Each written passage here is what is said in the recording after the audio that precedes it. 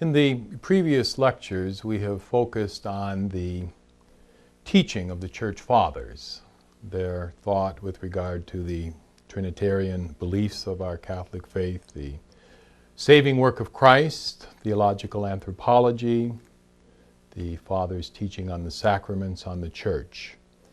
And we concluded by bringing all of these themes together in the wonderful work of St. Augustine, the Magister. One of the hopes that I would have for this series of lectures and for the course that many of you are partaking in is that you not only grow in familiarity with the teachings of the Church Fathers, but, as I mentioned in the introductory lecture, to become conscious or more conscious of who these Church Fathers are within the rich doctrine of the communion of saints. As previously mentioned, while they have their place in heaven, they continue to be active within the dynamic of the communion of saints, within the becoming of the Church. I often encourage my students to choose one or two of the Church Fathers that strike them in a particularly impressive way and develop a relationship through prayer, through reflection. One of the questions I sometimes ask my students is, when you get to heaven, God willing, we all get to heaven, and we are sitting at the banquet table of the Lord, which of the Church Fathers might you choose to sit next to? Some of you may recall that the Steve Allen program on television some years back, where persons from different eras, different cultural backgrounds are brought together to discuss their similarities, their differences, their reflections. And so to develop a living relationship with these structural persons of our Catholic faith and our Catholic belief is a unique opportunity. Now, one of the critical ways, of course, of coming into relationship with the Church Fathers is to get to know them as well as possible through their writings. And I would like to take just a few moments to indicate the primary sources that are available to us, particularly in English, so that you might read the Church Fathers yourselves. We have spent a good amount of time speaking about the thought of the Church Fathers, but this kind of secondary source approach is helpful, but it seems to me that much more life-giving is to actually immerse ourselves, to drink in the words of the Fathers themselves. Ideally, all of us would be proficient in Greek and Latin, but since that's not the case, we take advantage of the English translations, the many fine English translations that are available to us. And before listing a few of these works, I would like to pay special tribute to a giant, in my view, of the 19th century by the name of Father Ming, M-I-G-N-E, who died in 1875. If you get a chance to visit a major library resource that has his collection of the Greek and Latin authors, it's truly an amazing life work. Father Ming compiled the greatest and most important collection of ancient writers, which is called in Latin Patrologiae Cursus Completus. And then there are the Latin Fathers and the Greek Fathers. What's so amazing about the work of this man is that he has collected almost all of the extant known texts from both the Greek and Latin world. And his Latin patrology contains 217 volumes, and these are thick volumes. I encourage my students sometime to go, and since they are in Latin, most can't read them, but even to handle them, that he put together 217 volumes, which go all the way back to the first extant Latin writings and conclude with Pope Innocent III, who died in 1216. And he has likewise a complementary set of Greek texts as well. And it's just an enormous life work. During this preceding baseball season, there has been much comment about Mark McGwire's 70 home runs and Cal Ripken's playing in so many consecutive games. Well, analogically, as St. Augustine liked to teach about the Trinity using analogies, analogically, the prodigious amount of work that was done by this French priest is as outstanding or more outstanding analogically in the world of scholarship. So all of us who are interested in recapturing and staying in touch with the living tradition of the Greek and Latin fathers owe a debt of extreme gratitude to Father Ming. With regard to the availability of the Church Fathers in English, there are a number of series that are available in most every university library. In 1979, Erzman's Publications in Grand Rapids, Michigan, published the Nicene and Post-Nicene Fathers, both the first and second series, each series having 14 volumes. And in 1947, the Catholic University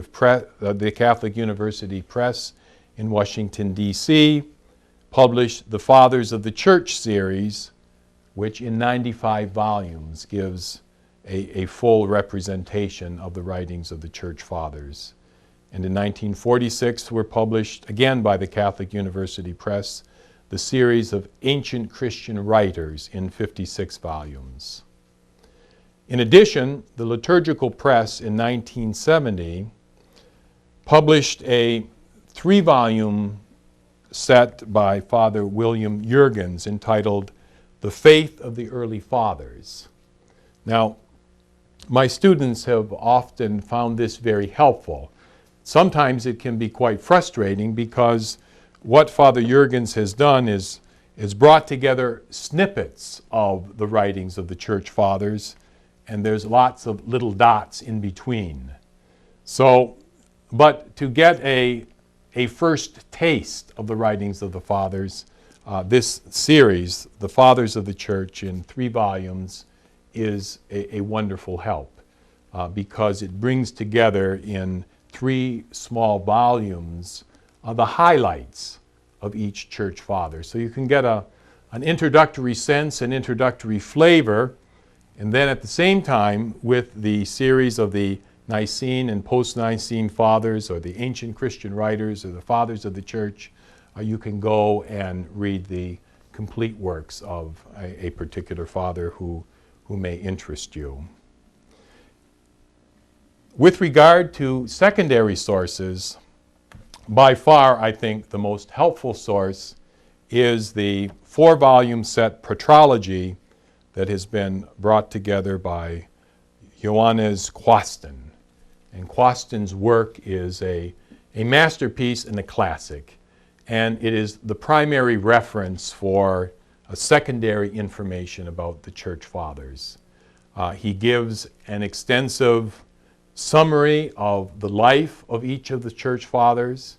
He then lists all of their extant writings and gives a short synopsis of what is found in each of the writings. And then the third section under each church father, he treats the church father thematically. So much of the material that we have gone through with regard to different church fathers teaching on the theology of the Trinity or Christ's saving work would be listed there thematically as well. So Quasten is always a good jumping off point, but again, I encourage you as much as possible to immerse yourself in the actual writings of the church fathers. It's so much more helpful to read what they actually wrote than to read what someone else is commenting on of their writings. So primary sources are always preferable, but as a supplementary and an auxiliary help, this 4-volume work, Patrology, by Quasten, is of great value. So the fathers of the church, their writings are available to us in English if we are unable to read the Latin or Greek originals.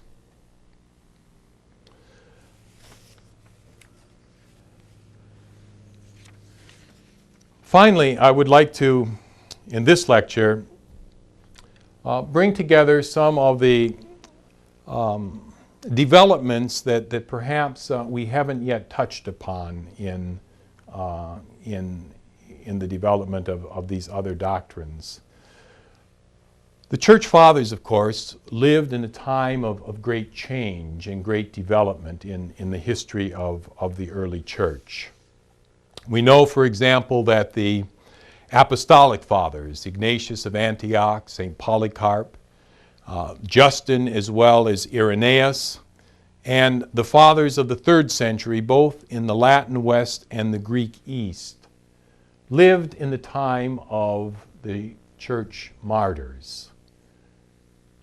The year 315 was a watershed year in the history of the church.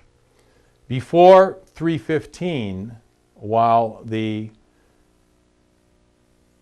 persecutions of the church were sometimes sporadic and not universal throughout the Greek East and the Roman West, nevertheless, to become a Christian meant to be vulnerable to martyrdom, to arrest, to losing one's job, one's position.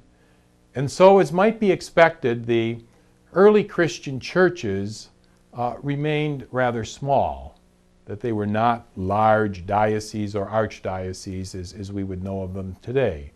And so, for example, St. Ignatius, writing to the various churches in his letters, would encourage them to gather for the Sunday liturgy at the same time.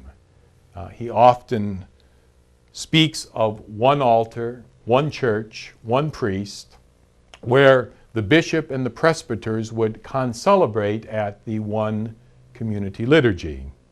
And so the churches, whether it be of Philadelphia, Thessalonica, of Corinth, wherever they might be more the size of a small parish today rather than what we would think of as a diocese or certainly of a larger archdiocese.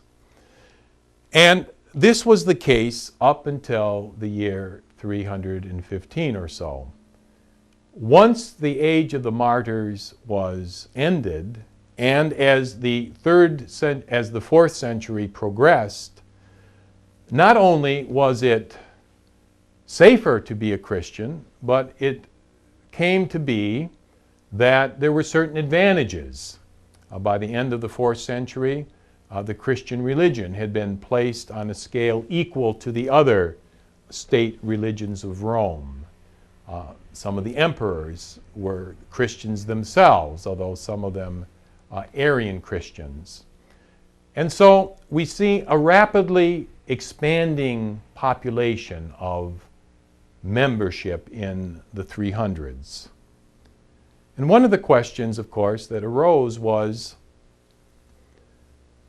since the Christians during the age of the persecutions, really by the very fact of being a Christian, had to be very committed, had to be very willing, at least to be exposed to the possibility of arrest, persecution, or even death by martyrdom, how would the Christians, after the age of persecution, continue to live that same intensity? And of course, as the numbers grew, it's not every Christian who wanted to live a focused, intense, completely committed life to being a follower of Christ, but some did. And one aspect of the church in the age of the fathers was the development and the growth of the monastic church. It's, I think, impossible to describe the tremendous blessings, the strength of the monastic movement, both in the East and in the West, in the 300s and the 400s, and then continuing right up to our present time. Because those men and women who sought to follow Christ radically and whose option of martyrdom had been cut off by the very fact of the peace of the church, had to come up with a new strategy. We recall, again, St. Ignatius of Antioch, how much he wanted to be a martyr and how concerned he was that the church at Rome would somehow pull some political strings to get him released. And it was easy in that sense, not easy to be a martyr, but he didn't have to look for creative ways of imitating in his own flesh the passion of our Lord Jesus Christ. For someone living in the mid-300s, the mid-4th century, that path was denied him or her. And what emerged then as a substitute kind of martyrdom, not a martyrdom in body, but a martyrdom in spirit, as it were, was the desire for the eremitical, or the life of a hermit, or the life, what evolved to be, as we know it, the life of a monk or of a nun. And one of the great phenomena of the early 4th century was the number of people who fled to the deserts, particularly in the east. The deserts of Egypt, the deserts of Syria, and there chose to live a very basic, primitive, a very ascetical, and dedicated and focused life based on the teaching of the gospel and a radical discipleship of Jesus Christ. And St. Athanasius happened to be the right person at the right time in the right place. It's one of those instances of oh happy fault. Because of his defense of orthodoxy against the Arian threat, we saw how he was exiled 7 times. And on many of his exile journeys, he would go to the deserts of Egypt. And he began to become very edified by what he found, by the sincerity, by the holiness of the hermits that he found living there. And he befriended one of the greatest of all of the desert fathers, St. Anthony of the Desert. And in capturing the spirit of his life in the biography that he wrote of him, St. Athanasius' work then became the medium through which others who already had some conscious or unconscious desire to be so radically a follower of Jesus Christ responded by the droves. And so the seeds were sown for what has become the monastic life. And the tremendous then energy that was released. After the initial experiences, and with so many living in the desert, like so many other movements that come into being, there came quickly a point when it was realized that some organizational structure would have to be brought to bear in order to give form and shape and keep the practices of the Desert Fathers within the spirit and the mind of the church. St. Basil the Great, one of the Cappadocian fathers who lived in the 4th century, is often referred to as the father of Eastern monasticism. He was very much of a contemplative by nature. He himself longed to live the tranquil and prayerful life of a monk, and yet, because of the needs of the church, like St. Augustine, like so many others, he was called into the active apostolate, and indeed only for a very short time did he have the privilege of living his beloved monastic life. But St. Basil spent much time with monks, and he invited monks to assist him in the apostolic work of his churches. And he would instruct them. They would ask him questions. And fortunately for the church, scribes were present who recorded his answers. And so we have had handed down to us both the short rule and the longer rules of St. Basil. And these are the primary guidelines for monastic life in the East. It's not a monastic rule, as we will see developing in the West, but rather injunctions, encouragements, exhortations towards specific prayers, specific actions, a specific way of life. Not in the systematic, orderly way of the rule of St. Benedict, but rather in response to real, organic questions that were being asked by the monks of his own time.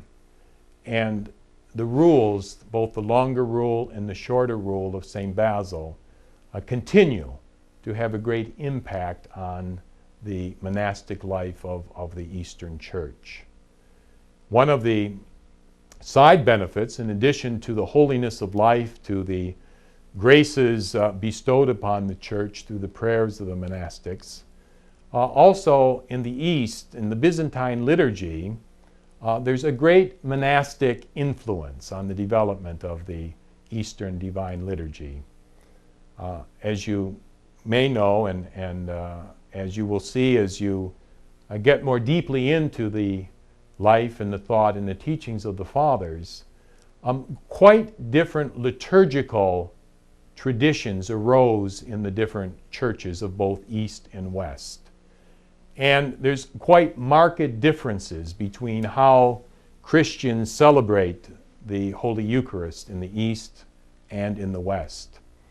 And in the East, over the centuries, as Constantinople became the dominant, the Rome of the East, its liturgical influence then was felt in the other Eastern churches, as was the influence of the Roman liturgy felt in the other churches of the West.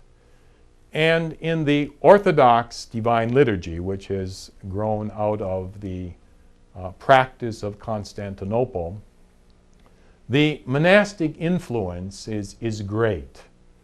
Monastics by nature are professional prayers. We in the Western Rite often marvel at the length of the Eastern Divine Liturgy. And prayer after prayer after prayer, and it reflects partly the fact that the monks who have been such an integral and such an invaluable part of the growth of the church in the East have placed their stamp as professional prayers on the Eastern Divine Liturgy. And there was a wonderful union between the monastic dimension of the liturgy with the court ceremonial of the liturgy, because the other strong influence, of course, in Constantinople was the seat of the Roman emperor. And, of course, all of the court ceremonial was what people were accustomed to. And so the splendor then that's associated with the Eastern Divine Liturgy. And so we see a beautifully incorporated, complementary prayerfulness and splendor of the Eastern Divine Liturgy that is very foreign to our Western eyes, but with proper instruction and introduction is an extremely beautiful and edifying prayer of praise and worship to the Father. So whether it be in the liturgy, in the canons, in the discipline of life, the monks in the Eastern Church have had and continue to have a tremendously positive and powerful impact on the life of the Eastern Church. Perhaps even more so than in the West. The number of monks that have blessed and graced the Eastern churches has been tremendous and remains tremendous even until this day. The Eastern monks have tended to maintain the more individual way of life that Anthony and the other Desert Fathers lived. Basil encouraged always monks to live in community because he wondered if men who live alone, as he said, whose feet will they wash? If we are to follow the example of Christ in washing one another's feet, if we live by ourselves, his fear was that the very goodness of monasticism and the very goodness of the drive to live that way of life may, in some cases, inhibit the growth of Christian charity, which is the center of our life, of course.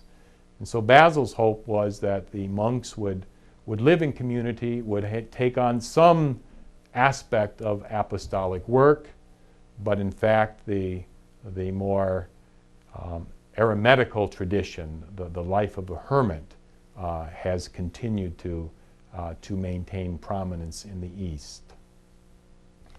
In the Western Church, of course, monasticism has also been a very important part of who the Church has come to be. The great monastic founder in the West, who we could certainly add to our list of church fathers, is of course the great Saint Benedict. Saint Benedict was born in the year 480 and died in the year 547. The genius of Saint Benedict, to complement his great prayerfulness, his great holiness, his great intellectual abilities, was his organizational strength. And his rule, which in the West we refer to as the rule.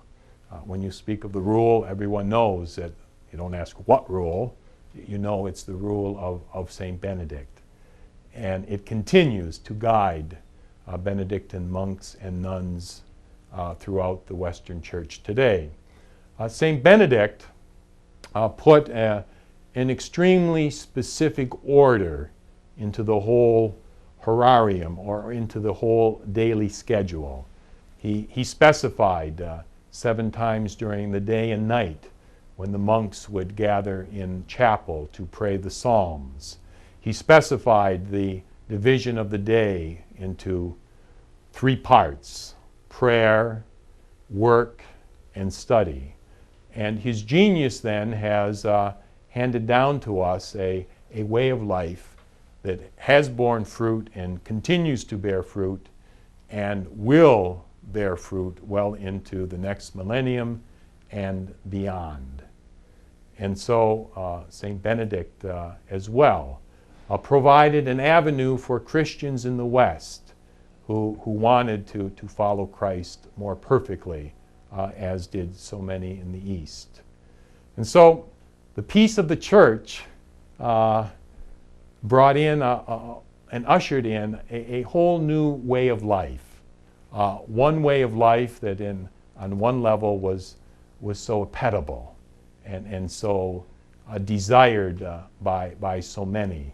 The way of martyrdom, the way of persecution, was replaced by an alternate radical way of following Christ, the way of monasticism. So certainly the year 315, the peace of the church, Constantine being named emperor, was a watershed point for the growth in the church, and really ushered in the golden age when so many of the developments that we have spoken about have taken place.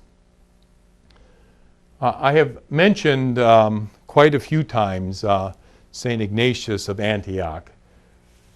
In our remaining time, I thought it might be, at least for me, inspiring to share with you a few of kind of my favorite church fathers.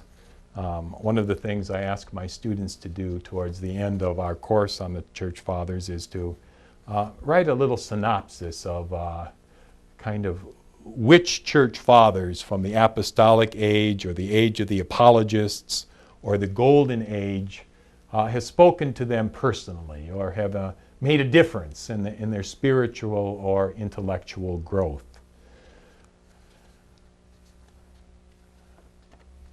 A few weeks ago, I came across an article that was written, or an address really, that was given by Father Walter Burghardt of the Society of Jesus, the Jesuit fathers, who is a senior fellow at the Woodstock Theological Center, and he gave this talk on the occasion of his turning the age of 80.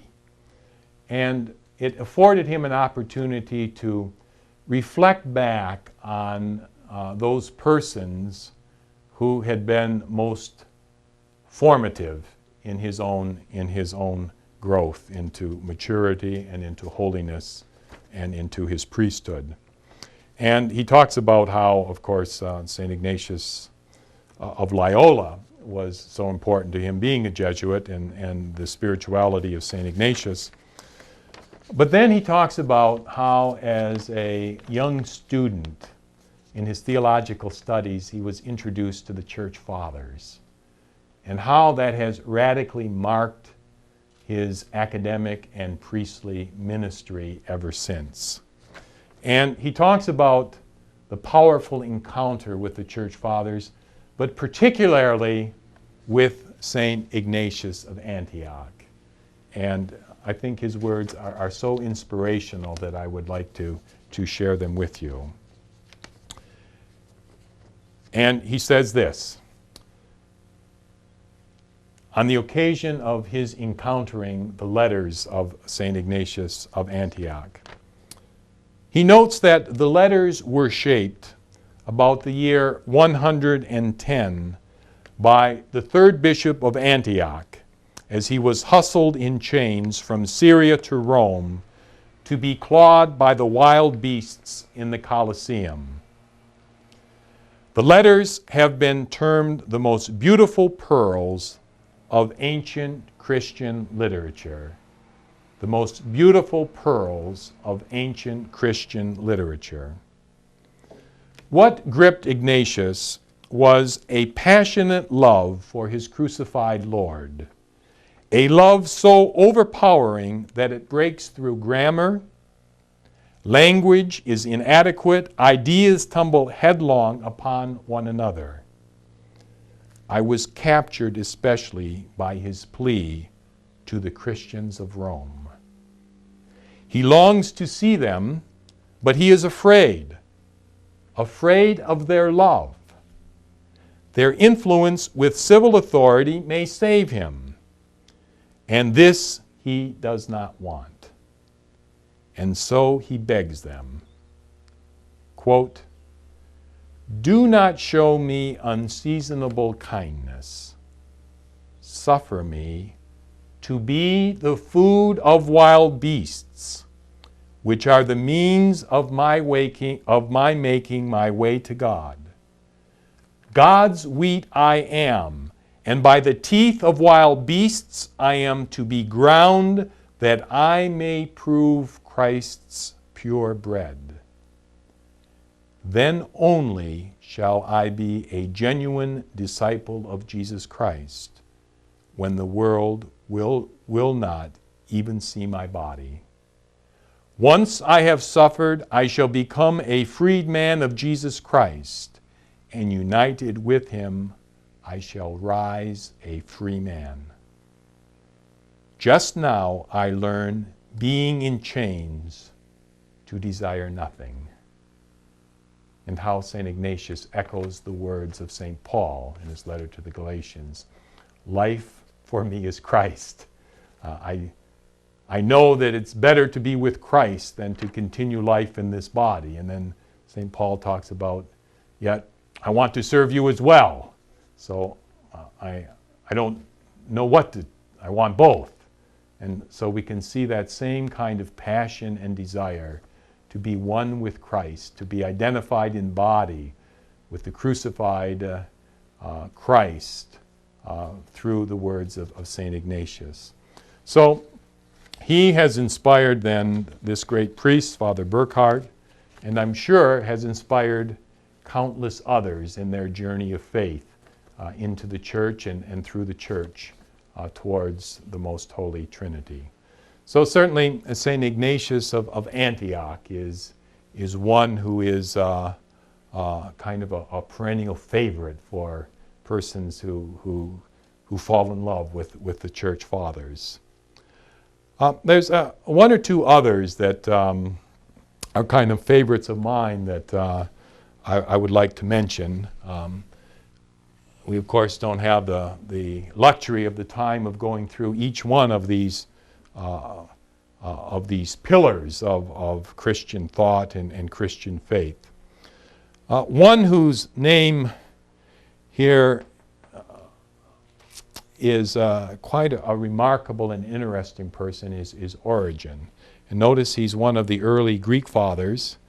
He lived in the 3rd century, so this was still the time of the martyrs. In fact, Origen's father was a martyr. And as a young lad, it is said that when his father was arrested, Origen wanted to join his father and to become a martyr together with his father. Now, it is said, and as the Italians say, if it didn't happen exactly this way, it's a shame. But it's said that he was only saved from martyrdom by the intervention of his mother, who hid his trousers. And when the soldiers came to arrest his father, embarrassment overcame the desire for martyrdom, and in fact he stayed hidden because he didn't have trousers to put on, and then went on to a grand and illustrious ministry as a priest and as a writer. Origen, however, turned out to be a controversial figure, somewhat in his own life, but much more after he died. He ran into canonical and ecclesiastical difficulties in his life because being from Alexandria, he should have received permission from his own ordinary to be ordained as a deacon and then as a priest. But in fact, there were some difficulties in relationship with his own bishop, and his bishop refused to ordain him to the diaconate and to the priesthood. And so he then was ordained by a bishop in a diocese in the Holy Land. Well, when word got back to his own ordinary was not pleased, and in fact Origen had to leave his beloved Alexandria. And he had developed, remember, Clement was the one who really formed what we might call the first focused Christian school of theology. Clement was a philosopher, a man of great learning. He was the one who developed a proper and orthodox understanding of a Christian gnosis, in opposition, of course, to all of the heretical ideas of gnosis as part of the Gnostic heresies. So Clement started this theological or catechetical school in Alexandria, and Origen developed it into its maturity, and it became an outstanding institution of Christian learning. When he was banished from the diocese, then he had to start over. And so again, he started a new school in Palestine.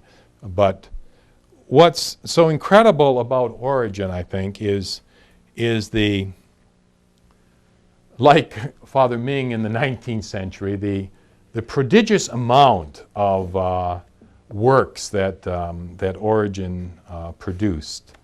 I'd just like to note in this work, Handbook of Patrology by Patrick Hamill, when he writes about Origen and the number of works that he in fact wrote. He says this: Origen was the most extensive writer of all the early fathers, about 2,000 titles being listed by Eusebius. Eusebius was a church historian of the patristic age. And Eusebius lists 2,000 works by this man Origen. We live in a time of computers and word processors and Xerox machines and technology to assist us, but could any one of us fathom writing 2,000 works, and especially to sit down and write them by hand on the parchment of the day? I mean, the incredible capacity for work, for intellectualization of this man. And remember the passion that was indicated by his early desire for martyrdom. And whether it happened in exactly that way or not, the point being that it's based on the passion, the energy, the drive of this man Origen. And Dr. Hamill goes on to say that St. Jerome, some years later, notes about 800 works by Origen. Now here's the unfortunate part, that we possess only a small remnant of his work, and only 1/2 of what remains in Greek. The remainder is in Latin versions, that is, translations that were done by Jerome or others. Now, what happened? How did we go from 2,000 to 800? How did we lose 1,200 works? And then today, having not even the 800, but only a small remnant of the 800. Well, Origen was condemned as a heretic, believe it or not, 3 times. But 3 times not in his lifetime, but after he had died. And there was a controversy that ensued on his writings, and that kept flaring up every once in a while, and each time then some were determined to paint Origen and his writings in a suspicious light. And every time that happened, then of course there was less interest in the scribes recopying his works. And it was, I think, one of the great tragedies of loss for our Christian tradition. St. Jerome, the great biblical exegete of the late 4th and early 5th century, praises Origen for his exegetical work. And just as we've mentioned that St. Augustine stood on the shoulders of St. Ambrose and St. Hilary and St. Athanasius, and many of the other fathers, the Western fathers, but also the Greek fathers. Likewise, St. Jerome, the great biblical scholar, stands on the shoulders of Origen, and indeed a tremendous gift to the church. Origen is not considered a saint. You remember that one of the four criteria for the approbation of the title Father is orthodoxy of doctrine. Over the centuries, Origen has been maligned. There's a great movement afoot during this 20th century to revisit the question with the advantages of the modern scholarly methodologies that we have. What we're beginning now to see is that what was condemned as Origenism may not have been part of what Origen actually taught. Or if there were hints or signs of veering off the true path of orthodoxy, it was in such a way as not to merit the severe condemnation that he received after his death. Most of the church fathers at some point or other veered off in some way. We've talked about the difference of opinions with regard to the mortality or immortality of the soul, for example. I sometimes use the analogy of Henry Ford, that to criticize Origen or to criticize any one of the church fathers for not getting everything exactly right all of the time would be the equivalent of criticizing Henry Ford because the Model A or the Model T doesn't have cruise control. Remember, these men were trailblazers, they were founders, they were explorers. And while absolutely committed to the foundational doctrines of the church, our belief in the Trinity, our belief in Christ and in his redemptive act, nevertheless, there was much of the deposit of faith that was still being developed during these centuries. So one of my campaigns is to encourage the restoration of the good name of Origen. And it's my conviction, and none of us knows except God himself who might join Christ and the angels and saints at the heavenly banquet table, but I'm quite convinced that Origen continues to guide the church on earth from his place in heaven. So he's kind of one of my favorites. The other I would just like to comment on very briefly as we approach the end of this series of lectures is that of St. Jerome. I think I haven't mentioned him quite as much as he deserves.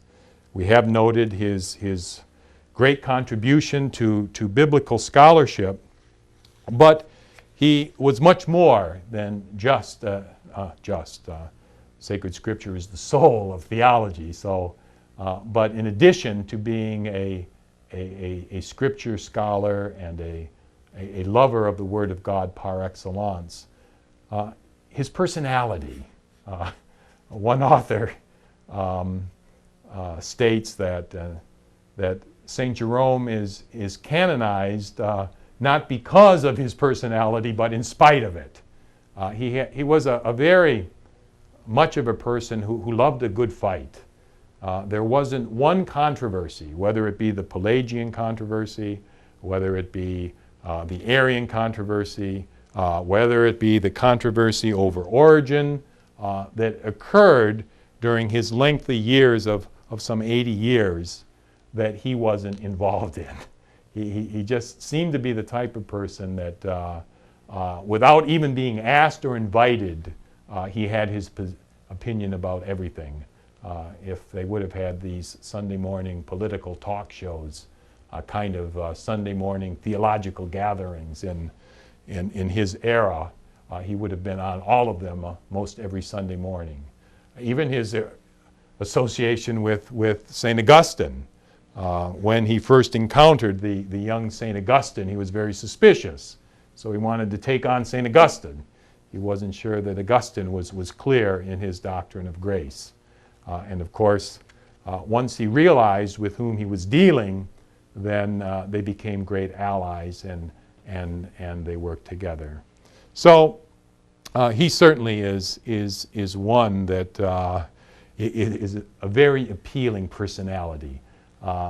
If we want to really come into relationship with the flesh and blood of these men as very real human persons, St. Jerome would be a good place to start. The humanity of the church fathers exudes from him. So many others we could speak about, but I hope that through this brief exposure, both to the individual church fathers and then also to kind of our more comprehensive run through the major themes of their teaching, my hope and prayer for you is that it would inspire you to go further, to yourself read, pray, and meditate over these sources. Again, there's innumerable secondary sources. There's much aid available to you to put in the historical context to better understand their writings, but there's no substitute for the real thing.